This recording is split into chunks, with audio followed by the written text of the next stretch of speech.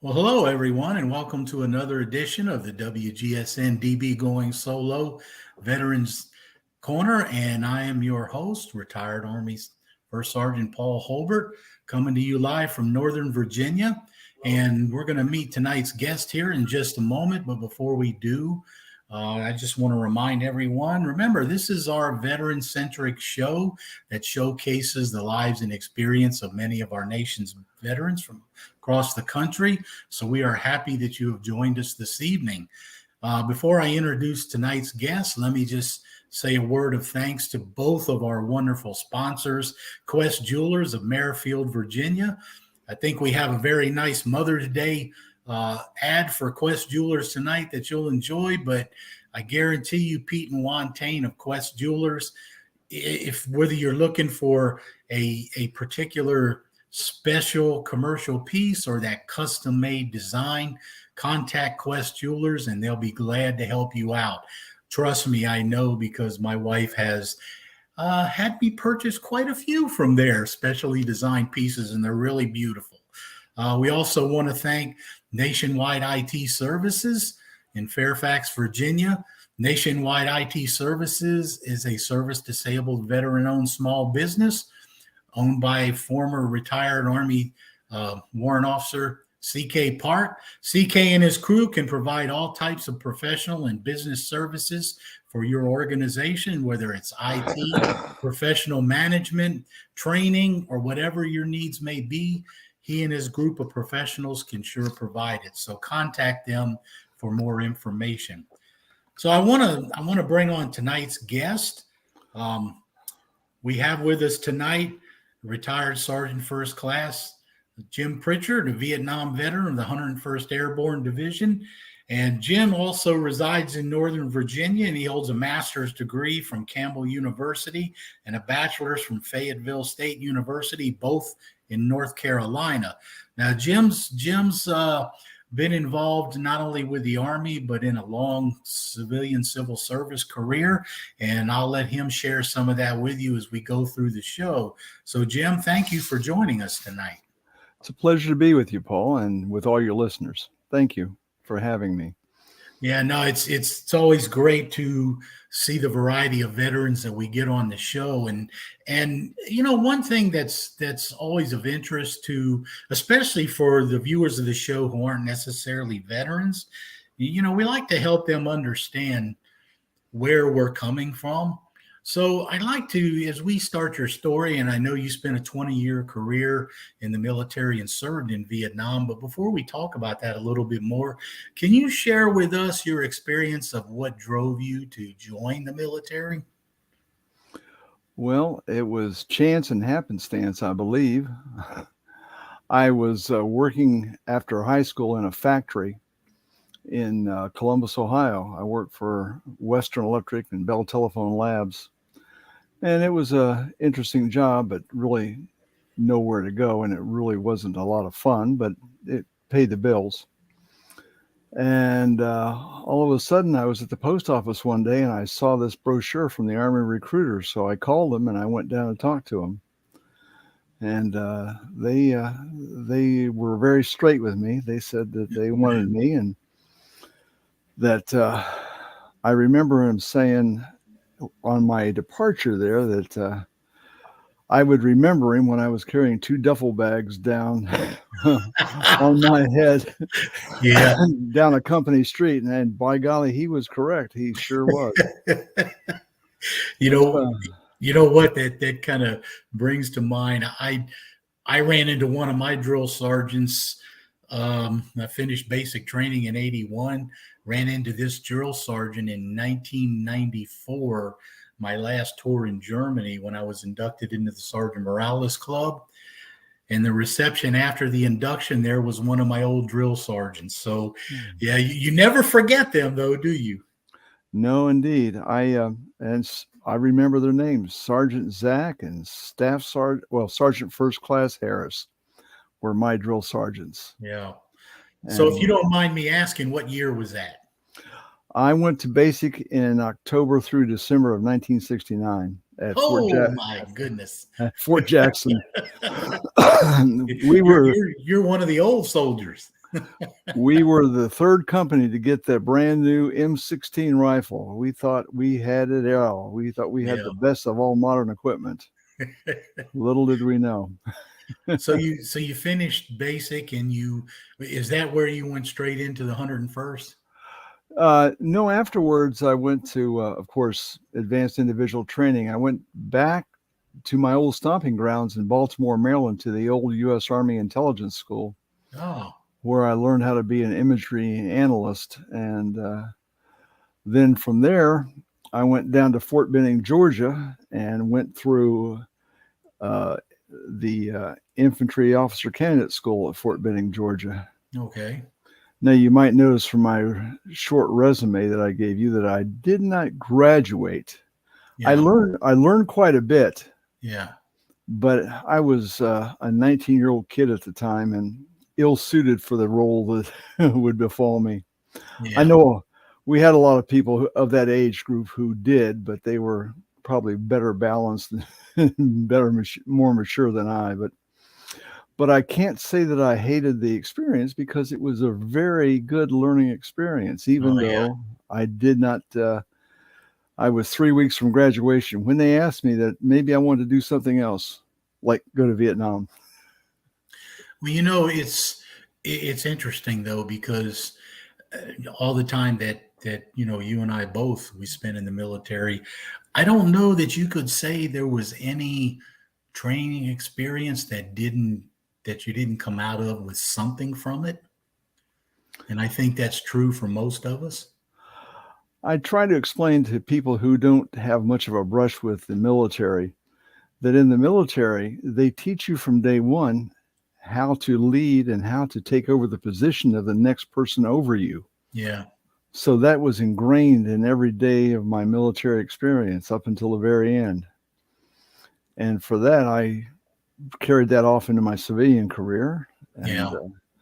whereupon you and I met years later at the Department of Veterans Affairs. Well, I know you spent some time in Vietnam. Can you share that with us? Oh, absolutely. I was first assigned to the 101st in Phu Bai Base Camp, where I spent the majority of my time. But the war was winding down, and this was in 1971, 72. Yeah. And in 72, they started to send the units of the 101st back to the States. And I had, once again, I think they said 12 days, too few in country. So I had to be reassigned. Oh, gosh. So, but it wasn't bad. I went down to Saigon to the 1st Military Intelligence Battalion in Saigon. And that was a great group of folks down there too. I learned quite a bit. That's where I got my writing ability and my typing ability, I think. Yeah. Because as those things happen in the military, and you will know, it's just a matter of being at the right place at the right time. Mm-hmm. And the platoon sergeant said, I need somebody who can type. And what we were doing at the time was out filling sandbags out in the hot tropical sun. And I says, I'm thinking that they're going to be typing in the office. So I raised my hand, and they made me the awards clerk. Oh. And that's an interesting, as you remember, military awards have a set pattern. And I use that throughout my entire time, both in the military and serving as a civilian working for the military. It was a great learning experience, and also a cool one, because I stayed with the indoor people and stayed mostly air conditioned, which I am not too unhappy about.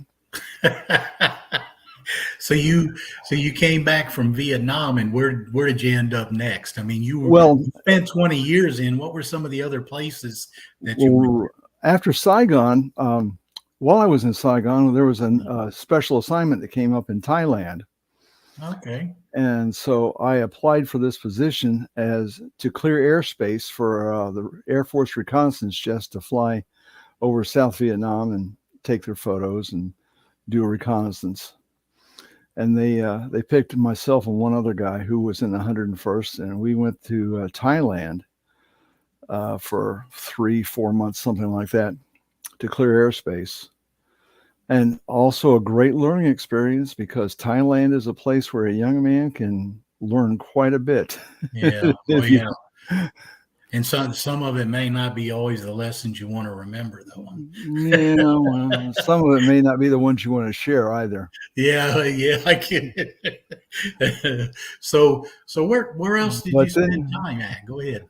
But afterwards, I re-enlisted, which everyone said, "Don't re-enlist. The Army is drawing down. You don't want to do that." And I says, "Yeah, I do," because at the time I got a $10,000 re-enlistment bonus, and of course I was in combat, so there was no taxes to pay. So I said, "Yeah, I'll re-enlist," and I got a station of choice, which was Hawaii. So I went directly there after I was in Thailand, and spent the next 3.5-4 years in Hawaii, which was also a great experience because I got to do a lot of different intelligence tasks there. Yeah. Some good, some not so good. Learned quite a bit about the island.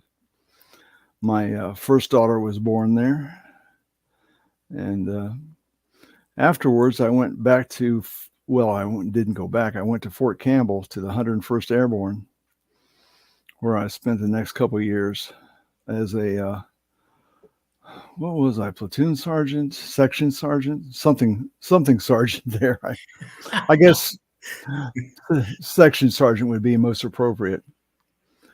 And afterwards, it was funny because we went to Reforger of 75 while I was there.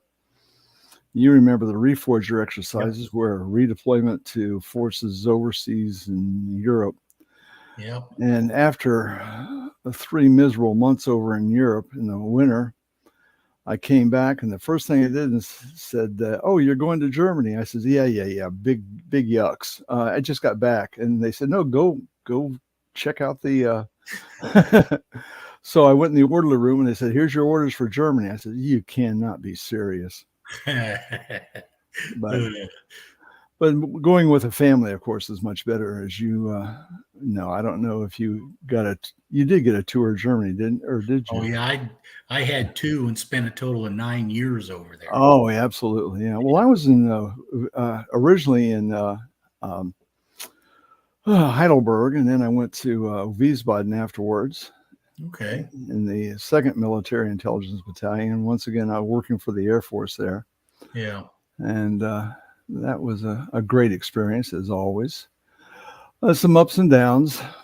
And by this time, I had 2 daughters. My second one was born when I was at Fort Campbell. And then after that, that was my 10-year mark in the military. So we rotated back to Fort Bragg. It's an interesting thing, though, which I found out much later in my military career, that you get branded, or at least during our time, you got branded. So since I started off in an airborne unit, mm-hmm, I stayed in airborne units throughout my entire career, but I wasn't on jump status. But I found out that if you start in armor, you stay in armor, and that's just how it works. So afterwards, I went. I spent the last 10 years of my military career right there at Fort Bragg. Okay. Wow, you were seriously homesteading then, weren't you? Well, yeah. I had tried to go to other places. I wanted to go to Korea, but I found out that everybody in my grade and my MOS is already in Korea. And they married themselves a Korean gal, and you couldn't pry them out with a crowbar. Oh goodness! So yeah, I spent 3 tours in Korea, 3 in Korea and 2 in Germany. Ugh. So I hit both areas, but it's. I was just surprised that they allowed you to stay so long at Bragg, in one place, because I know that's a bit unusual. So I'm just surprised. Indeed, but when you think about it, I was in the post-Vietnam Army, and yeah, there was a lot of drawdowns going on and shuffling of people. I spent my time in 2 different battalions there. First, the first military intelligence battalion had deployed back to the Fort Bragg, so I was with them for a good long while, serving as detachment sergeant in 2 different detachments. And then I was in the Forces Command Intelligence Training Detachment as a trainer, which is where I picked up my training skills. And then I worked in the G2 shop as the NCOIC of the 18th Airborne Corps G2 for a time being, and handle in and out processing. So towards the end, they said, well, we're going to send you overseas again. I said, oh, great. I said, I've been looking for Korea. And they said, no, we're going to just send you to Germany. Oh, no. I said, well, okay, where are you going to send me? And they said, well, we don't know. We'll send you to the replacement battalion there. I said, well, I've always had pinpoint assignments since I was in intelligence. And they said, nah, we're just going to send you over there and put you in the replacement battalion, and we'll figure it out when we get there. And I said, I don't think so. So I told them, was that what prompted you to retire? That's what prompted me to retire. Yeah, that's what I was going to ask. One of the things I was going to ask you next is how you knew it was time to retire. And when you said that, that's what I thought, because you're not the only person that I've talked to, of course, that has had that experience. And so you retired in what, 89, was it? 89, 20 years, 20 years and 28 days. Yeah. Okay. So, and the interesting thing is when you talk about all these assignments that you get in the military, one of the things that I think sets some of that apart, and I think you'll agree, is the fact that, when you're in so many different places and in so many different types of jobs, you learn so much that, when you walk out of the military, you might be a jack of all trades and a master of a couple.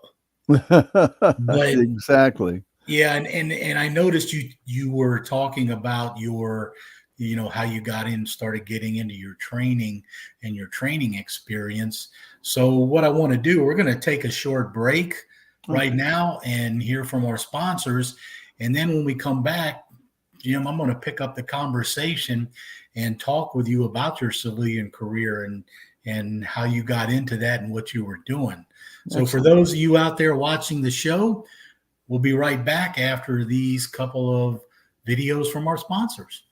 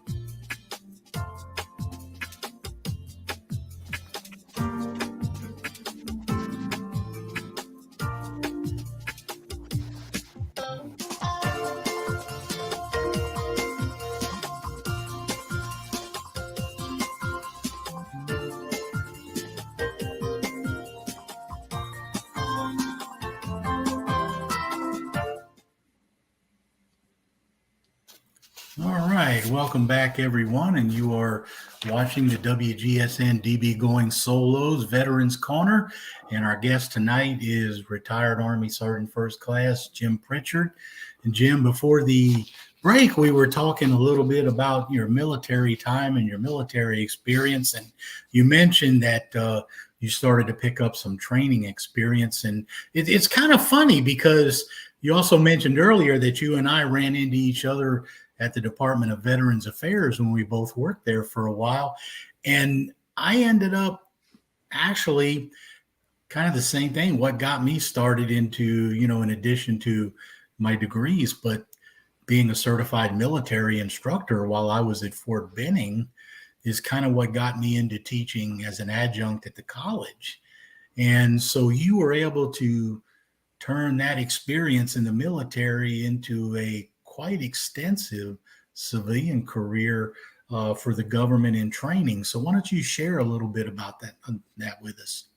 I'd love to, Paul, but let me digress just for a moment and say that while you were playing your commercials, my wife was extremely interested in your Quest commercial. Yeah, the Mother's Day. So it looks like this is not going to be a freebie for me. Well, don't feel bad because my wife she spends quite a bit of time there, so you would not be by yourself, and they do have some beautiful stuff. Well, let me start off by saying that when I was at my just before my 10-year mark in the military, I started taking college courses. I had taken them from time to time, but I really got serious at the 10-year mark. And so by the time I retired from the Army, I had a master's degree. I had an associate degree from the University of Maryland. I had the Bachelor of Science in Psychology from Fayetteville State University. And then I had the Master's of Education from Campbell University. And with that background, it wasn't easy. You hear a lot of stories about people trying to get their education. Yeah. But in my Army, they really worked hard to support people trying to get their education. Yeah. And there was a lot of nights I spent in a rainy pup tent with my little angled flashlight doing homework. So I remember those, but it was well worth it. And when I retired, what I wanted to do was to work in security because I had tried to set myself up for a job with the G2. And of course, they liked what I did there. So they said, yeah, we'd like to hire you. But when I retired, they had a moratorium on civilian hiring. So, yeah. But anyway, I started to work as I did get a job with the MEDAC there at Fort Bragg. And as a psychologist in the drug and alcohol program. And I spent a while as a counseling psychologist for the DISCOM of the 82nd Airborne Division. And let me tell you, if those young paratroopers knew the guys who were packing their parachutes, they might think twice before standing in that door.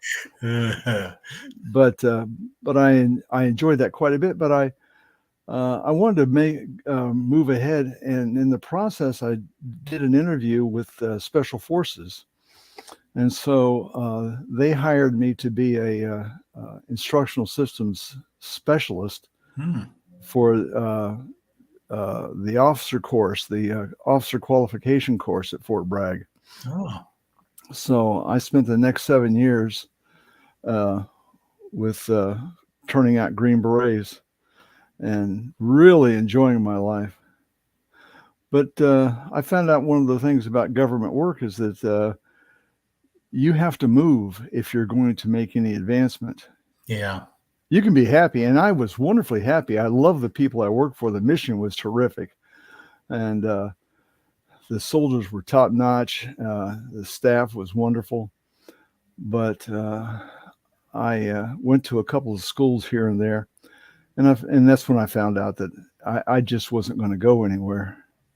And I actually started working on my PhD at the University of North Carolina, North Carolina State.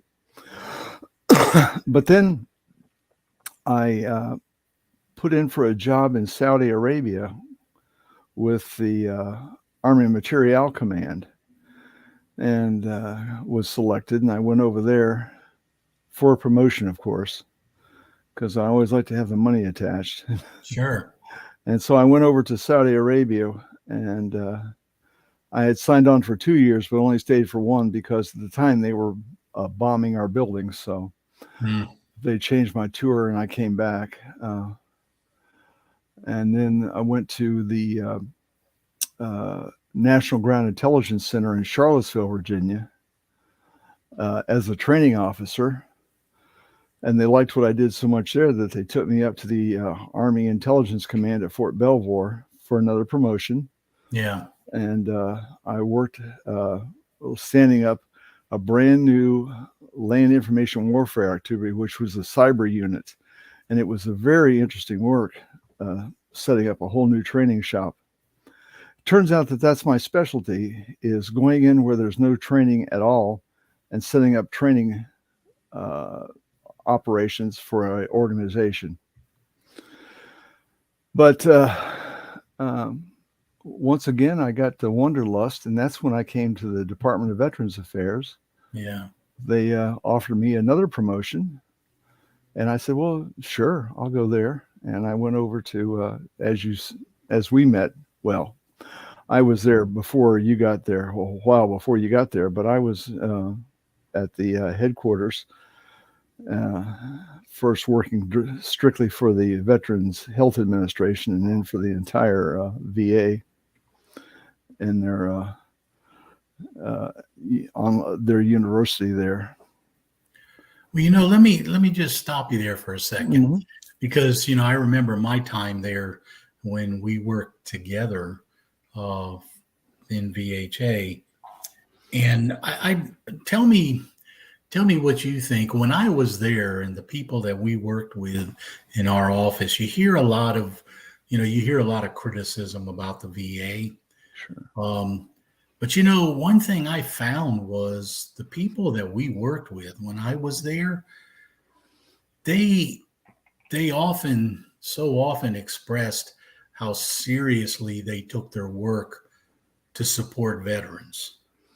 Exactly. Especially the VHA. And I don't know if you found that same thing, but that impressed me, what I saw. I was always impressed. You hear a lot about exactly what you said. People saying, well, my great uncle's first cousin was treated badly by the VA. Well, that may be. It's a big organization. So there's bound to be some flubs here and there. But the people we worked with were all top notch. They were the best professionals anyone could ever work with. Yeah. And here again, I allied myself with all the people I could to learn as much as I could about different aspects of training and also the government too. Yeah. And I really learned a lot about how the government works when I worked for VA. Yeah, I know it's a different. I never worked for DOD.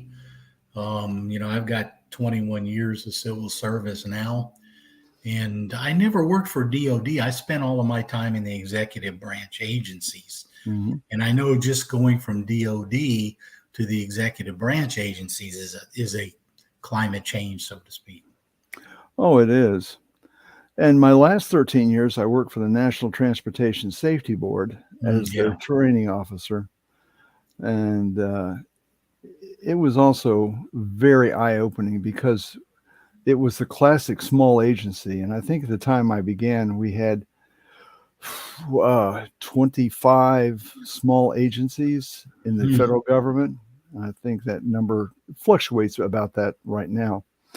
And it gives you a really good insight into how government works. If you're working for DOD or VA, you're in a huge organization and you don't see everybody, or you don't see how stuff gets from one place to another, except in your own little realm. But when you work for a small agency, you see soup to nuts. You see how money leaves Congress and filters down, and gets eventually put into your particular budget. I'm sorry. I just, when you said you see how money leaves Congress, and I just had to chuckle because they don't seem to be able to get the money out until like the 11th and a half hour anymore. So yeah, you're right. But it is interesting when you get involved and you can all see that firsthand.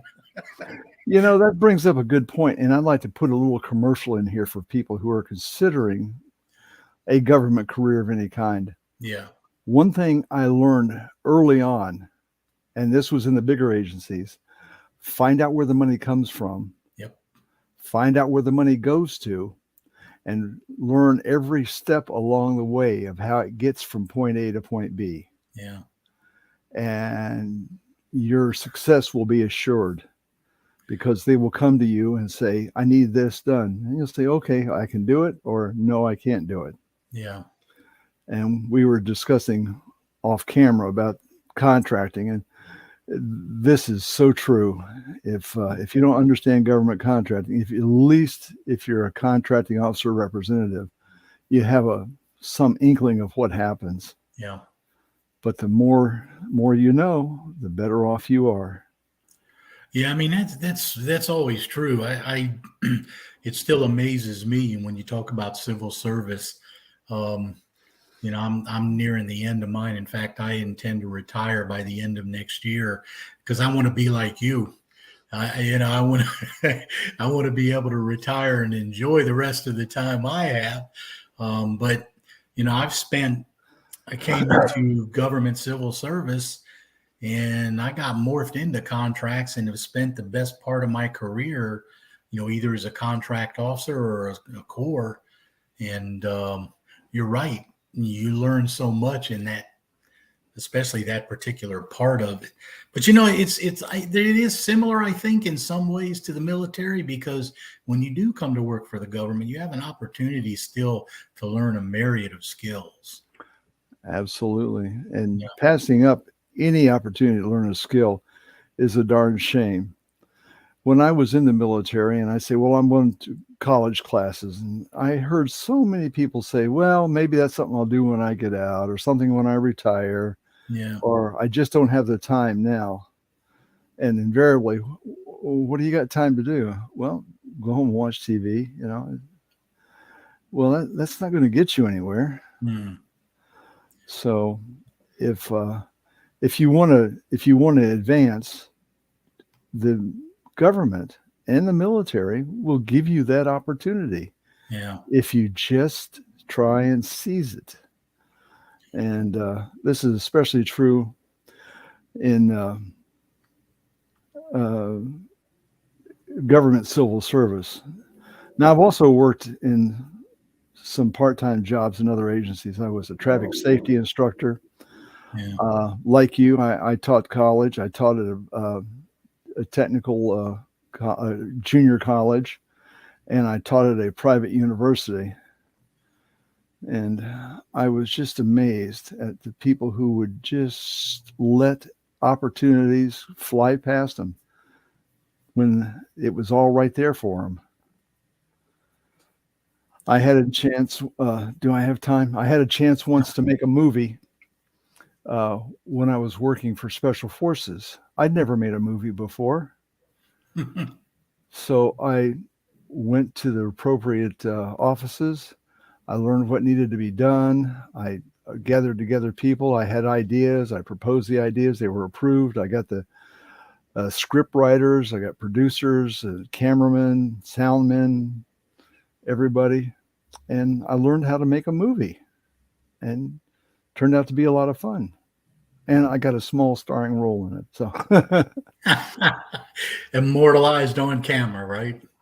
Oh, it's long since hit the dustbin of history, but still, for a while there, every Special Forces soldier that went through Fort Bragg saw my pretty face up there. So I know you just recently retired from civil service, and you're retired for good, and so I know you and your wife Sherry just got married not too long ago, right? Indeed, we did. Yeah. The official line is that I tell everybody that she needed health insurance and I need another tax deduction. So it was a match made in heaven. Well, I see her back there with her St. Patty's Day regalia on, and Oh yeah.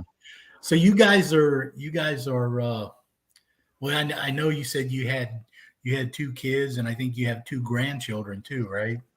I two kids, well now three grandchildren, Three. and we just and she has three kids, and one Oh, just got remarried. So I can't remember how many we got. I think we're into the like 14s or 15s somewhere, grandkids right now, oh my goodness. and one great granddaughter. Oh Uh, wow. but You, I want to speak a minute about second chances, if I yeah. may, uh, being as how that I'm of the age. In 2018, my wife died of a heart attack. Hmm. She passed away in my arms Yeah. from half a lifetime of smoking cigarettes. So if you smoke cigarettes, please stop. But Sherry's husband also died in 2018. Wow. And we met each other in a group that got together, widows and widowers, and had Monday night dinners and just talked about things, mostly grandkids and pets. And then we just kind of clicked after that. So uh, there's always a second chance for love. Well, that's great. I mean, it's you're right. I mean, that really sounds like a good story, especially the way you two met. Because I have to say, I know that you guys do a lot of traveling, and I think this is the part, you're married again, and now you've got an opportunity for you guys to travel around and just enjoy things. So, do you do anything else now at this point besides just the travel? Because I know you do a lot of that. Well, I tell her that she actually saved my life, because if I hadn't met her, I'd just be sitting in my recliner just waiting for death to overtake me somehow. But traveling is something I always wanted to do. I got to travel a lot in the government, but it was always for business. Yep, for Go, work. Yep. go someplace, work, and go home. But with her, I get a chance to see the stuff that I want to see. We go to Yeah. museums and we go to cultural events, and we've been to Broadway shows. We like Broadway, and Hmm. we just enjoy being out amongst friends and meeting people and talking. And I guess there's other things to do. She is a scrapbooker of some note, and I help her out with that. And when she's scrapbooking, we go to all these different places, and I just kind of goof around and enjoy myself. We Yeah. just came back last week from we were at Bethany Beach, Delaware, and had a great time there. There's no reason why I would ever go to Bethany Beach, but it was a surprising little community, and I can highly recommend it. No, wait a minute. Sometimes those little unexpected places are some of the jewels that you run into. Oh yeah, the Trout and Popper is only a few blocks long and along the boardwalk, but it was a lot of fun. And Well, sounds like you've gotten to a point where you're really able to relax and enjoy your life now. And so, Jim, you've done a lot. I mean, between your military career and 30 years civil service, and like I said, getting married again. Now you're out on adventures. But before we go though, I want to ask you one question. And if there was something you could share with the audience, a thought, one particular thought from all your experiences or whatever it may be, what is that thought you'd like to share? don't wait. Do it now. If it's something you want to do, do it now. Do not let time pass, because it Yeah. goes so fast. Life's so short. And if you're one more time, if you're working for the federal government, put every dime you can into the TSP, your 401k, because that that allows us to live a nice lifestyle. Yeah.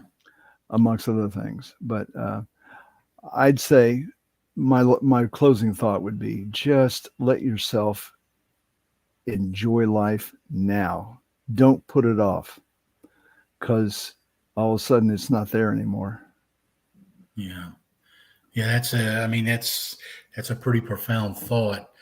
Well, I want to thank you for taking the time to come on the show tonight, and I want to thank your wife for being brave enough to sit behind you on camera. She didn't make too many faces at you, so that's a good thing. But no, in all seriousness, I want to thank you for taking the time to come on and share your story and your experiences with the audience. And I wish you the best, my friend. And, since we're both up in the Northern Virginia area, I may run into you, but continue to enjoy yourself. And thank you for being on the show. Well, thank you for having me. It's been a true pleasure. All right. And for those of you out there on our audience, as you know, near the end of each show, we put up information from either the Veterans Administration or the Veterans Health Administration or the Disabled American Veterans. So the VA has a program now, and we've got the information up on the screen with the website, Free Veterans Access to Corporate Company Mentors. And the VA is now instituting a program where they will help you and link you up as a veteran or a disabled veteran with mentors from various large and small companies across the United States, especially for those of you separating from the service, looking for a second career. This is an excellent opportunity to go on there and read about the program and see what it is they're offering to do. So there's the information up on the screen for you. So I encourage you to go take a look for those of you that may be looking for that new career. For the rest of our audience, I want to thank you tonight for joining us on the WGSN-DB Going Solo Veterans Corner. Veterans out there, as always, we want to thank you and your families for your service, because we know when you serve, the family serves with you.